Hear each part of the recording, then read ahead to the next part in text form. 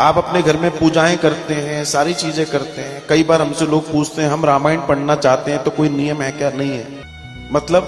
मतलब अगर आप अनुष्ठान के रूप में कोई मनोकामना, कोई विशेष कार्य के लिए कोई कार्य कर रहे हैं तो आपको नियम और धर्म बहुत सारी चीजें करनी पड़ेंगी।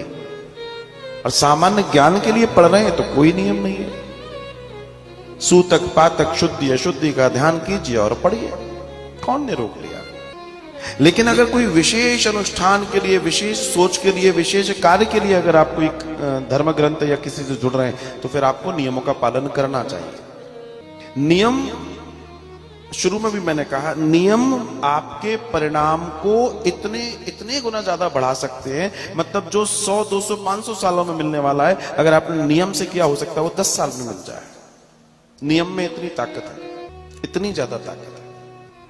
अब तो समय बदल गया है, चीजें बदल गई हैं। वरना पहले श्रीमद् भागवत कथा श्रवण करने वाले परीक्षित जो होते थे, उनके लिए भी कठिन नियम बने हुए थे।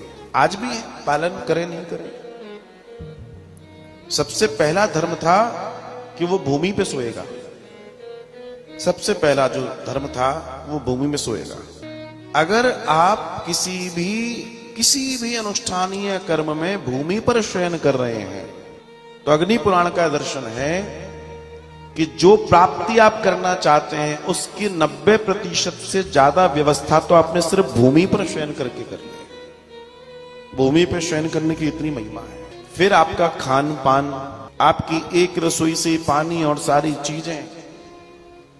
ऐसा नहीं कि पता पड़ा हम यजमान भी हैं और बाहर जा रहे हैं, यहां से ये खा लिया, वहां से वो पी लिया। इतनी शुद्धि और शुचिता का ध्यान रखा जाता था। आज कई बार लोग कहते हैं कि क्या वैसे परिणाम आज भी आ सकते हैं? बिल्कुल आ सकते हैं। आप वैसा करना सीख जाइए। अगर आप वैसा करेंगे तो निश्चित परिणाम भी वैसे आ सकते हैं। लेकिन करने वाले लोग वैसी स्थिति को करने की चेष्टा तो करें।